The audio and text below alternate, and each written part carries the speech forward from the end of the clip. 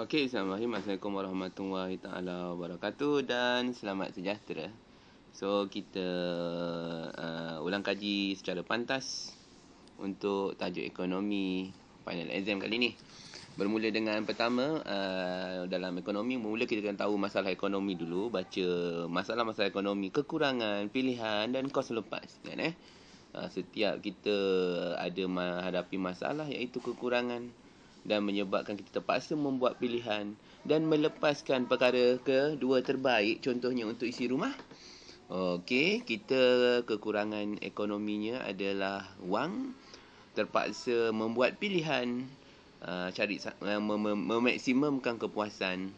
Kemudian kita terpaksa lepaskan barang kedua terbaik. Okey, kalau untuk firma, kekurangannya adalah modal dan terpaksa memilih untuk memaksimumkan keuntungan, dan kuasa lepasnya adalah barang kedua terbaik. Untuk kerajaan, okey, kekurangannya adalah pendapatan negara, hasil negara, menyebabkan kerajaan terpaksa membuat pilihan yang memaksimumkan kebajikan. Okey, dengan melepaskan projek kedua terbaik. Okey, itu dia masalah ekonomi. Lagi, awak kena buat ulang kaji untuk keluk kemungkinan pengeluaran. Okey, keluk penggunaan pengeluaran ni awak kena ingatlah macam mana nak membina keluk kemungkinan pengeluaran. Okey, keluk kemungkinan pengeluaran ni dia berbentuk cembung biasanya macam ni. Dan bila kita tengok dia ada kombinasi dia. Okey, bila kita buat keluk kemungkinan pengeluaran ni, okey, awak akan tengok bentuk cembung ni ada yang dekat atas satah. Atas satah tu macam titik A, B, C dan D dia atas satah. Okey, tapi ada juga yang di luar satah. Okey, kalau kemungkinan pengeluaran ni sebenarnya satu keluk yang mana menunjukkan had maksimum tingkat pengeluaran yang dicapai. Okey, jadi kalau kita keluarkan barang ni maksimum dia dalam bentuk cembung ni. Okey, tapi kalau contohnya, okey, ada satu titik dekat dalam kita punya keluk kemungkinan pengeluaran. Titik ni contohnya titik F. Okey, ni bermaksud ada kekurangan. Kita kurang menggunakan sumber. Ni tak bagus lah. Okey, titik F ni tak bagus. Maksudnya kita tidak berjaya memaksimumkan penggunaan sumber. Okey. Kalau G pula, maksudnya kita dah menggunakannya dengan lebih baik. Okey, maksudnya kita telah ada satu faktor yang menyebabkan keluaran kita terlebih daripada sepatutnya. Bagus ni G ni. Okey, biasanya berlaku sebab mesin. Okey, kita dapat menggunakan mesin untuk menggandakan pengeluaran. Ni G. Okey, kalau F ni masalahnya kita tak memaksimumkan penggunaan. Okey, barang-barang kita. Contohnya kita ada pekerja kita tak bekerja dengan sebaiknya. So, kita tak dapat keluarkan barang mengikut keluk kemungkinan pengeluaran yang sepatutnya. Okey. G, terlalu bagus. F, tak bagus. Keluk A hingga D ni adalah keluk yang sepatutnya untuk keluk kemungkinan pengeluaran. Okey, tengok ni. Ada dalam buku tab. Okey. Lagi, anda juga mungkin kena ulang kaji. Okey, macam mana nak membina keluk permintaan pasaran. Ingat keluk permintaan ni bentuk dia macam tu. Dia akan cerun ke bawah. Tapi keluk permintaan awak kena ingat dia ada individu. Contohnya ni Rani, individu. Okey, Sofia ni individu. Kalau kita gabungkan dia, baru dia jadi keluk permintaan pasaran. Bila awak lukis keluk macam ujian sebelum ni, awak tak letak tajuk. Ingat, letak tajuk. Pertama, tajuk. Yang kedua, kena tambahkan. Kalau permintaan pasaran, kita kena tambahkan satu. Contohnya ni Rani, tambahkan dengan Sofia, baru dapat pasaran dia berapa. Okey. Macam yang kedua, Rani dia RM40. 2 tambah 3, baru dapat pasaran dia berapa. Nak buat graf guna maklumat butiran satu harga, yang kedua unit. Lagi. Okey. Bila awak buat titik-titik tu, sambungkan. Okey, ingat harga atas, RM, kuantiti di bahagian bawah. Kalau diminta untuk lukis keluk pasaran, awak lukislah ni keluk pasaran. Ingat tajuk dan lukis keluk pasaran sahaja. Kalau dia minta lukis keluk permintaan individu, buatlah satu. Satu ni satu seorang-seorang ni individu. Rani, Sofia ni individu. Ni contoh pasaran, gabungkan. Okey, Rani dan Sofia ni kita gabungkan, dapat yang pasaran punya. Mungkin dia minta lukis 3, mungkin dia minta lukis 1. So, kita buat je lah yang mana sesuai. Okey. Lagi. Hukum penawaran. Okey. Ini hukum penawaran. Macam ni, barang yang kita beli ni akan diminta, akan ditawar. Okey. Yang minta kita, permintaan kita. Okey, maksudnya kalau kita ramai pengguna minta satu barang, permintaan akan meningkat. Okey, penawaran ni kerja siapa? Penawaran ni dia kerja firma. Firma lah, maksudnya yang keluarkan barang. Kalau keluk permintaan bentuknya mencerun ke bawah, D ni permintaan, demand. Okey, kalau penawaran dia akan naik ke atas, supply. Okey. Dan dia kata, okey, dalam hukum penawaran firma ni, kuantiti suatu barang atau perkhidmatan yang sanggup dan mampu dikeluarkan oleh pengeluar atau firma pada satu tingkat harga tertentu. Okey, awak kena tengok hukum penawaran. Okey. Bila penawaran meningkat, bila harga meningkat, okey, jadi firma akan keluarkan barang dalam kuantiti yang banyak. Okey, macam tu hukum dia. Bila harga menurun, okey, firma akan kurangkan penawaran. Contohnya lah, okey, durian lah, buah durian Okey, bila harga dia mahal, ramai kedai yang nak jual buah durian. Bila harga dia murah, tak ramai kedai yang nak jual buah durian. Sebab ialah bila benda murah tak berapa laku kan, kita beli jual benda yang mahal. Macam itulah. Okey, itu hukum penawaran. Okey. Kalau permintaan, bila barang murah, permintaan tinggi. Okey. Kalau penawaran, bila barang murah, penawaran dia sikit. Macam tu. Okey. Macam tu Jadi, yang menentukan penawaran ni banyak. Okey. Banyak menyebabkan firma ni jual barang tersebut. Durian ni kenapa menyebabkan ramai orang kedai jual? Penawaran ni kedai, kerja kedai. Pertama, sebab harga. Kalau harga dia cakap tadi, harga dia murah, tak ramai kedai nak jual. Tapi barang tu harga dia mahal, so ramai kedai nak jual. Durian contohnya. Bila durian tengah mahal, ramai kedai, banyak kedai nak jual durian. Okey. Tapi ada sebab lain juga. Okey. Sebab lain adalah harga. Sebab bukan harga barang tu. Contohnya cuaca, teknologi. Okey. Jangkaan masa depan. Dasar kerajaan. Ni sebab-sebab lain. Okey. Kerajaan ni.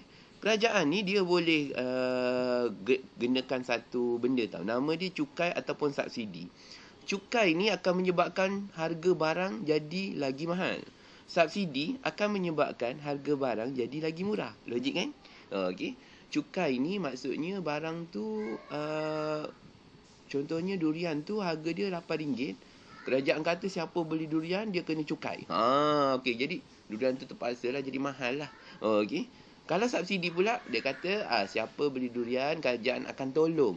Subsidi ni tolong. Jadi harga dia akan jadi murah. So, kita kena tahu ada kesan ni. Jadi, bila kerajaan kenakan cukai, okey, dia akan menjejaskan kita punya, keseimbangan pasaran. Okey, maksudnya, keadaan penawaran tu akan mungkin bertambah, mungkin berkurang bila kerajaan kenakan sesuatu tindakan. Okey, jadi keluk kita akan bergerak. Okey, keluk akan bergerak. Mungkin bergerak ke kanan, mungkin bergerak ke kiri Okey, jadi kalau cukai, bila kerajaan kenakan cukai, so kita punya keluk penawaran kita, harga barang akan jadi lagi mahal. Kalau ikutkan, bila harga barang jadi mahal, penawaran akan meningkat. Macam itulah. Okey. Contohnya kalau kerajaan kenakan subsidi.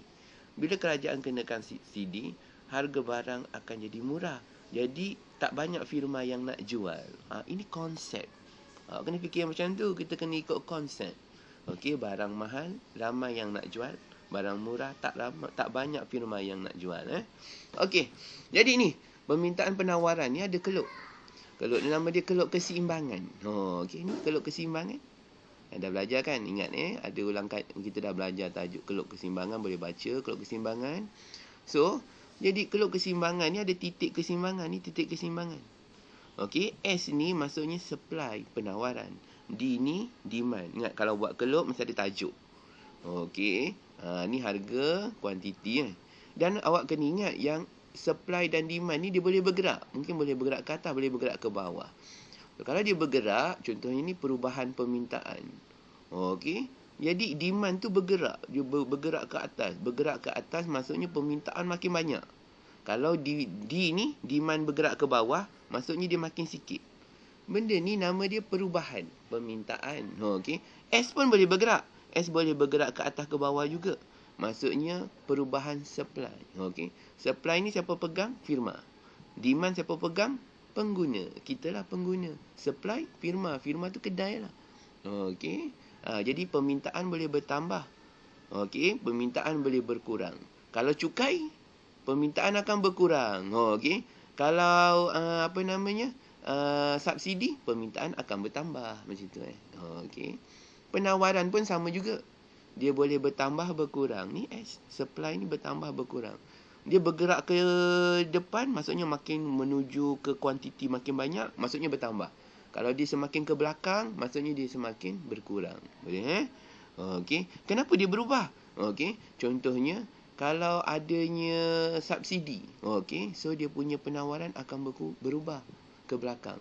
Kalau contohnya ada cukai, penawaran dia akan bertambah ke depan sebab harga makin mahal. Macam tu. Okey, ini konsep dia. Bagaimana penawaran bertambah. Sebab banyak orang nak kan. Okey, jadi barang tu jadi mahal. So, jadi dia bergerak ke depan. Nampak? Ni bergerak ke depan. Okey. Jadi, bila dia bergerak, adalah keanjalan baru. Mula ni E lama, E kosong. Lepas tu dah ada titik keseimbangan, keanjalan yang baru. Okey, titik keseimbangan yang baru. Okey, boleh. Okey, jadi sekarang ni awak kena ingat lah. Kalau kita cakap pasal keluk ni, mesti kita kena kira. Okey, keanjalan, harga permintaan, keanjalan harga penawaran. Dia akan kasih nombor tu. Boleh ulang kaji. Okey, cara nak mengira. Keanjalan harga ni, permintaan ke penawaran ke sama je. Perubahan kuantiti diminta bahagikan dengan perubahan harga barang. Okey, kalau dapat jawapan, dia punya jawapan dia kurang daripada 1, dia anjal. Lebih daripada 1, dia tak anjal. Okey, macam tu. Okey, tadi kita sampai dekat sini. Okey, keanjalan tentang hukum keanjalan. So, buatlah latihan ulang kaji mengira keanjalan. Okey, next. Okey, apa yang menentukan keanjalan ni? Okey, yang menggerakkan keanjalan permintaan penawaran. Okey. So, penentu dia pertama jenis barang. Okey, kalau barang tu barang mewah, dia akan anjal. Kalau barang tu barang keperluan asas yang orang memang terpaksa beli, dia tak anjal. Okey, macam tu. Apa contoh barang mewah? Kereta. Dia anjal. Okey. Apa contoh barang keperluan asas? Gula, beras, semua tu maksudnya orang terpaksa beli. So, dia tidak anjal. Boleh Okey, macam tu. Jadi, sekarang ni, oleh kerana adanya barang yang, barang asas, barang keperluan asas. Barang keperluan asas ni kita wajib beli. Okey. So, bila kita wajib beli, jadi kalau dia harga dia jadi mahal, apa kita nak buat? Okey. Kita terpaksa cari barang alternatif. Ambillah contoh, kita ni suka minum Milo. Tapi sekarang dah tak berapa banyak nak minum Milo kan? Okey, kita suka minum Milo. So, bila kita suka minum Milo, tiba-tiba Milo jadi mahal. Apa kita nak buat? Kita cari barang pengganti. Okey, carilah barang pengganti. Okey, Milo tu ada pengganti Ovaltine, Vicco. So, barang pengganti. Okey, ingat bila harga satu barang tu jadi mahal, okey, menyebabkan pengguna akan lari. Dia akan cari barang pengganti. Itu hubungan dia. Okey. Tapi harga Milo mahal, harga barang pengganti murah. So, orang akan pergi ke barang pengganti. Okey, macam tu. Lagi? Okey. Ada satu masalah lagi. Okey, yang ini kita panggil barang penggenap. Barang penggenap ni adalah contohnya macam kereta. Dia barang mewah. Okey, dia anjal. So, bila barang tu orang beli, kereta orang beli, harga tayar juga akan meningkat. Okey, ni kita panggil barang penggenap. Okey, kalau harga tayar mahal, harga kereta pun akan mahal. Kalau contohnya harga apa lagi? Getah mahal. Harga bola tu pun akan jadi mahal. Tengok ni nama dia barang penggenap. Okey. Semua barang-barang penggenap ni, contohnya kalau kita motosikal, kita perlukan minyak. Okey, kalau motosikal banyak dijual, jadi minyak pun banyak dijual. Tengok dia hubungan dia adalah hubungan langsung. Ingat So barang ni ada barang pengganti, barang penggenap. Okey, tengoklah barang pengganti, barang penggenap. Jadi barang-barang ni, okey, kita kan tadi ada anjal dan tak anjal kan. Okey. Contohnya macam barang yang kita selalu guna. Okey, dia kata, kalau barang itu mempunyai banyak kegunaan, maka permintaan dia adalah anjal. Okey. Jadi kereta kan kita perlukan guna dia. Jadi barang tu adalah barang anjal. Okey. Contoh, ada pun juga barang yang tak anjal. Barang tak anjal ni adalah barang keperluan kan, terpaksa. Okey, kalau barang macam ubat. Ubat ni dia benda yang keperluan. So dia sangat diperlukan. So jadi dia adalah tidak anjal. Okey. Lagi tengok ni macam rokok. Rokok tu ataupun vape lah sekarang kan. Dia adalah barang ketagihan kita panggil. Kecanduan lah. Okey. Jadi barang ketagihan ni walaupun harga dia mahal, orang tetap beli. Kenapa? Sebab dia tidak anjal. Tengok, sebab orang tu terpaksa beli. Okey, macam beras kan, dia mahal pun orang terpaksa beli. Minyak mahal pun orang terpaksa beli. So dia tak anjal. Telur mahal pun orang terpaksa beli. Dia tak anjal. Okey. Macam tu. Okey. Barang tahan lama. Kereta tahan lama kan? So dia anjal. Barang tak tahan lama, dia tak anjal. Okey. Tengok makanan tak tahan lama. Jadi dia tak anjal. So kita kena tahu ni sifat keanjalan. Boleh? Okey, kena tengok macam ketagihan. Okey, ketahanan barang tu kan. Okey, menentukan dia anjal dengan tidak anjal. Ingat tahu, benda yang orang terpaksa beli sebab keperluan, sebab ketagihan adalah tak anjal. Benda yang tahan lama adalah barang anjal. Okey. Contoh yang ketagihan, rokok. Contoh yang yang terpaksa beli, beras. Contoh yang tahan lama, kereta. Macam tu lah. Okey. Jadi seterusnya. Okey. Tengoklah juga kerajaan. Okey, kerajaan ni dia boleh kenakan cukai tau. Okey, kepada setiap perniagaan. Tadi kan saya cakap pasal cukai kan. Okey. Dan cukai tu kadang-kadang dia kenakan kepada pengguna. Kadang-kadang dia kenakan kepada firma. Firma ni maksudnya pada kedai lah, pada pengeluar lah. Okey. Dia kata kalau cukai dikenakan kepada pengeluar akan menyebabkan kos pengeluaran pengeluar bertambah lah. Okey. Dan penawaran akan menurun. Okey. Dia kata kalaulah firma yang keluarkan barang tu kena cukai. Okey.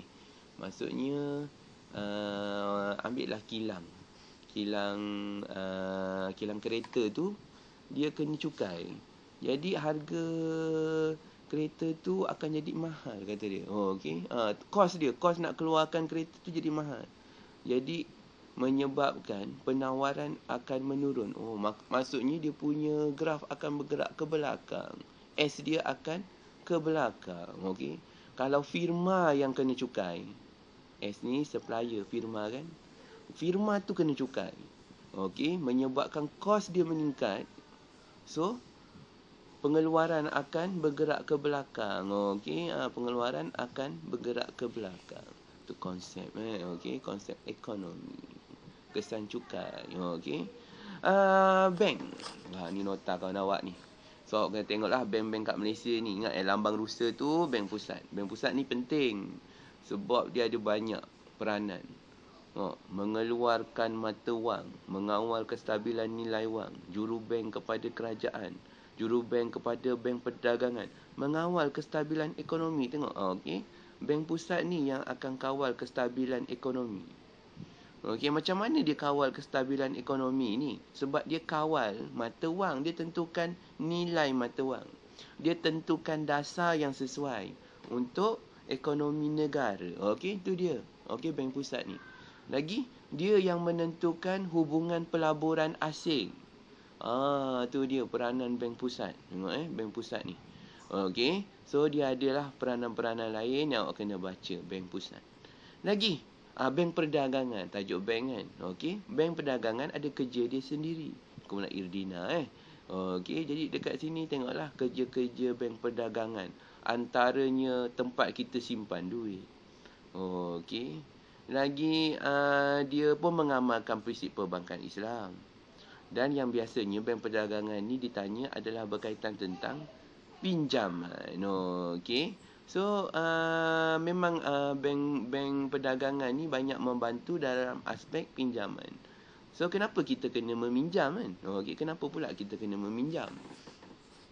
Kita kena meminjam. Okey, sebab sebenarnya kemampuan kewangan seseorang tu terhad. Okey. Dan pinjaman ni kita boleh tengok pinjaman pertama kad kredit lah. Orang akan meminjam kad kredit Okey. Dan juga kad kredit ni tujuannya untuk pembelian saat terdesak. Okey, ketika contohnya kita kemalangan ke, okey, lepas tu kereta kita rosak ke, dan kita perlukan betul segera, dan alat pembayaran paling mudah menggunakan kad kredit. Okey, dia sejenis pinjaman Okey, melalui kad bank kita. Lagi contohnya, okey, pinjaman sewa beli. Beli rumah, beli kereta. Kita tak mampu nak beli kereta cash ataupun rumah cash. Rumah harga RM500,000, RM500,000. Mana mampu kita nak beli cash. So, kita boleh buat pinjaman. Kaedah pinjaman ni nama dia sewa beli. Boleh buat dengan bank perdagangan. Okey. So, kalau kita nak beli tu, nanti tengok. Contohnya bank tu tawarkan pinjaman berapa persen. Okey. Dia kata bayar balik berapa tahun. Macam tu. Kita kena faedah. Ni ada ni. Contoh cuba jawab. Cik Munirah mendapat pembiayaan bank Setia Berhad untuk pembelian sebuah kereta baru berharga RM100,000. Dia bayar pendahuluan sebanyak RM10,000. Bakinya dibayar secara ansuran selama 8 tahun. Kadar faedah dikenakan 3% setahun. Hitung bayaran ansuran. Okey. Bolehlah kita kira. Contoh saya kira kat bawah. Kat bawah sini. Mula-mula dia pinjam RM100,000. RM100,000. Kita tolaklah dengan dia punya deposit ni. Nama dia deposit RM10,000. Apa dia RM10,000 deposit? Memang. Okey, bila kita pinjam, kita tak boleh pinjam semua. Kita boleh pinjam 90% je. Okey, macam tu dia nak beli kereta baru. Jadi, dia bayarlah deposit 10%. Okey, ni deposit. So, kereta tu RM100,000. Dia dah bayar RM10,000 guna duit cash. So, tinggallah RM90,000. RM90,000 ni, duit dia kena pinjam dengan bank. RM90,000, RM90,000 ni kena pinjam dengan bank. Kenapa kena pinjam dengan bank? Ni konsep urus niaga sekarang lah. Okey, baca faktor-faktor yang menyebabkan kita kena pinjam. Kita kena buat pinjaman. Okey, kemudahan kredit kenapa? Okey, kenapa kita kena buat kemudahan kredit pinjaman ni? Okey, jadi RM90,000 ni, lagi dia kata apa? Okey, dia akan bayar selama 8 tahun tapi kena kadar faedah 3%. Okey, so RM90,000 darabkan dengan 3%. 3% ni apa? Kadar faedah. Okey, dah dapat jumlah RM90,000 darab 3%. Ya, cari kalkulator. Ya, kita buat.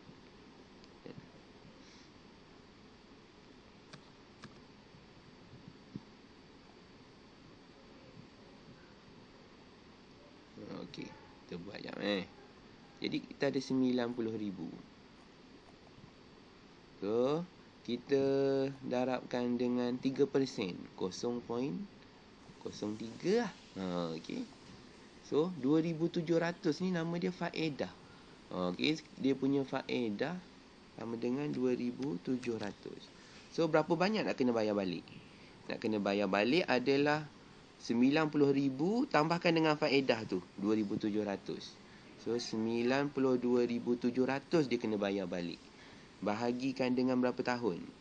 Okey, kita kena bahagi. So, kita dah dapat ni RM92,700 sebab dia RM90,000. Tambahkan dengan 2,700 interest kita panggil. Bahagikan dengan 96. Pasal pula 96. 8 tahun kan? Setahun 12 bulan. 8 tahun 96 bulan. So, dapat jumlah dia RM965.63. Ni bayaran balik. Okey, macam tu. So, tengoklah baca. Macam mana, kenapa kita kena buat pinjaman ni? Okey, kenapa pengguna meminjam? Okey, lagi. Tajuk berikutnya, lepas tajuk wang tu, kita dah masuk tajuk pekerjaan kan. Okey, di mana kita memilih kerjaya disebabkan oleh perkara-perkara berikut. Sebab upah, faedah sampingan, jaminan kerja, lokasi tempat kerja, suasana tempat kerja dan faktor-faktor lain. Okey. Ni faktor-faktor pemilihan pekerjaan. So, upah tu sebab duit lah. Faedah sampingan ni sebab mungkin dia tawarkan awak, apa namanya, kita panggil insentif. Okey. Jaminan kerja tu contohnya kerjanya selamat ke tak, lokasi tempat kerja jauh ataupun dekat, suasana tempat kerja menarik ke ataupun tidak. Lagi faktor lain. Okey, faktor lain ni tengok faktor-faktor lain yang mempengaruhi pekerjaan. Okey, dan kalau awak lah boleh kena memilih kerja apa yang awak nak pilih. So kena tengoklah. Okey, kerja apa kita nak pilih. Kita pilih kerja aja disebabkan apa? Okey, adakah sebab gaji ke? Okey, ataupun mungkin sebab pilihan kerjaya kita adalah kerana pendidikan yang kita ada. Okey, ataupun kita punya kemahiran. Okey, ini dia faktor-faktor menyebabkan awak memilih satu kerja. Okey, dan kerja ni akan menyebabkan pendapatan awak. Okey, adalah penentu kepada pendapatan. So pendapatan kira pendapatan sebenar. Okey, tolakkan dengan potongan wajib supaya kita dapat pendapatan boleh guna. Ingat benda yang kena potong potongan wajib, KWSP, perkeso, zakat, cukai, pendapatan. Ingat ni. Okey. Yang lain tu pendapatan kita tolakkan dengan potongan wajib, dapatlah pendapatan boleh guna. Okey. Dan dengan pendapatan itulah menentukan kita punya perbelanjaan. Okey, perbelanjaan kita akan menentukan ekonomi negara. Okey, tengok Okey, permintaan ni dia kata perubahan harga barang dan perkhidmatan akan mempengaruhi corak perbelanjaan pengguna. So bacalah tentang perbelanjaan pengguna. Okey. Jadi dalam perbelanjaan pengguna ni kadang-kadang kita kena cari barang pengganti. Okey, contohnya sayur-sayuran. Biasanya masak dia kata guna sawi dan bayam. So kalau sawi bayam mahal, kita masak guna sayur lain. Okey, itulah nama dia cari barang pengganti. Dan duit yang kita ada hasil daripada kita punya pendapatan boleh guna ni, duit pendapatan ni kalau kita dah tolak semua perbelanjaan, kita akan dapat lebihan. Okey, ada lebihan duit kita, apa lagi kita akan laburkan. Okey, so bacalah jenis-jenis pelaburan. Okey, ini dia 7 jenis pelaburan. Adakah awak nak simpan di bank? Adakah awak nak laburkan hartanah, saham, unit amanah? Okey, kita belajar tajuk ni. Okey, tengoklah kelebihan dia. Okey, risiko kalau tinggi risiko, pulangan dia akan tinggi. Kalau rendah risiko, pulangan dia rendah. Apa maksud pulangan? Kalau maksudnya dalam masa beberapa tahun kita akan dapat duit balik. Kan cakap pelaburan macam tu. Contohnya orang jual forex kan. Okey, Bitcoin. Okey, jadi bila risiko dia tinggi, okey, bila kita beli nanti kita jual balik dapat pulangan dia tinggi. Ni kecairan ni apa maksudnya? Kecairan ni duit dia dapat balik. Dapat balik duit banyak ke sikit. Macam tu. Ni jenis-jenis pelaburan. Logam ni emas. Tengok emas, kita beli emas hari ni 2 tahun lagi awak jual lah, pulangan dia tinggi. Okey, macam tu. Tapi tak ramai orang nak jual emas ni. Okey, dia tahap kecairan ni maksudnya ni nak jual jadi tunai, tak ramai orang akan simpan lama. Okey. Lagi bab terakhir, input. Ada input tetap, input berubah. Input ni adalah penentu barang tu kan. Input tetap tu dia cakap dah ni. Input tetap ni maksudnya macam benda yang tetap ada. Macam mesin ada. Walaupun kedai kita tak buka, tetap ada mesin. Bangunan, tanah tetap ada. Berubah ni maksudnya okey, benda-benda yang kalau makin banyak kita keluarkan, makin banyak lah. Okey, kita perlukan dia. Pekerja contohnya. Okey, buruh ni pekerja. Bahan mentah ni, tu makin ramai pekerja, makin banyak kerja nak kena buat, kita perlukan makin ramai buruh. Okey, tapi bangunan tetap satu je, bangunan kilang. Okey, buruh makin ramai, macam tu.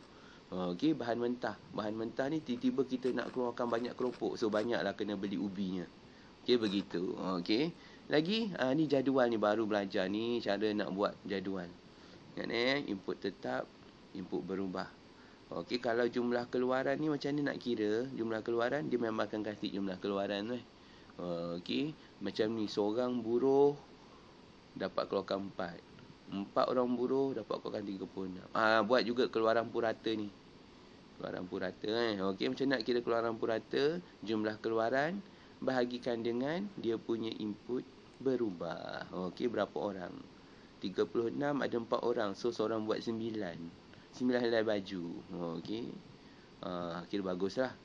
Okey, 9 baju dapat. Okey, makin lama dia makin menurun kan? Okey, ingat kan kita kena garis dia.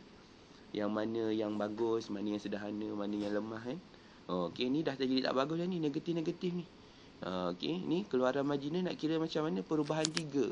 5/4 bahagikan dengan sorry ni. 24/10 bahagikan dengan 3/2. Tu ada. Okey, ni formula dekat atas ni. Perubahan. Segitiga ni maksudnya perubahan. Okey. Lagi. Awak kena tahu. Ada satu bahagian ekonomi nama dia externality. Externality ni maksudnya kesan. Senang je, bahasa orang Melayu biasa kita panggil kesan. Okey. Bila kerajaan buat sesuatu tindakan, sesiapa buat satu tindakan, apa kesan dia? Kesan mesti ada kesan positif, kesan negatif, tak kan? Okey, kesan. Kalau contohnya biasanya ni kerajaan ataupun firma lah. Bila firma buat sesuatu projek, apa kesan dia? Okey, bila kerajaan buat sesuatu projek, apa kesan dia? Okey, kesan dia pada siapa? Pada pihak ketiga ataupun pada alam sekitar. Okey, kesan ni ada kesan positif, ada kesan negatif. Kesan positif kita panggil kos sosial. Kesan negatif kos sosial. Kesan positif faedah sosial. Kos ni maksudnya kesan negatif. Faedah, 4 berfaedah kan? So dia kesan positif. Ambillah contohnya. Saya buat perumahan dekat hutan lah. Okey, kawasan tu mula kawasan hutan cantik. Tapi saya tebang pokok. Saya buat perumahan. Apa kesan positif dia? Contohnya. Kesan positif ni faedah sosial lah. Apa kesan positif dia? Apa kesan negatif? Kos sosial ni kesan negatif. Bila saya buat bangunan tersebut, kesan negatifnya, alam sekitar jadi tercemar lah. Okey, tak ada lagi lah pokok-pokok yang elok tu kan, untuk kelestarian alam dah tak ada, dah musnah. Tapi ada kesan positif, ramai orang akan dapat penempatan tempat tinggal. Dia ada kesan positif negatif. Ingat kos sosial kesan negatif, faedah sosial kesan positif. Tu externality. Bahasa ekonomi mantap lah. Engkau ni apa hal lah engkau ni merokok kan? Awak cakap dengan kawan awak kan, di subway, kau ni tidur masa exam. Kau ni apa tidur masa exam? Kau tahu tak apa externality dia? Nampak power. Externality ni maksudnya kesan. Okey, macam tu. Jadi tu ulang kajilah bahagian-bahagian lain yang awak memang sebelum ni dah belajar dalam ekonomi. Okey, berkaitan wang, baca sikit kan. Okey, baca semua maklumat yang awak rasa boleh. Okey, do your best, insya-Allah. Good luck for exam. Apa-apa message.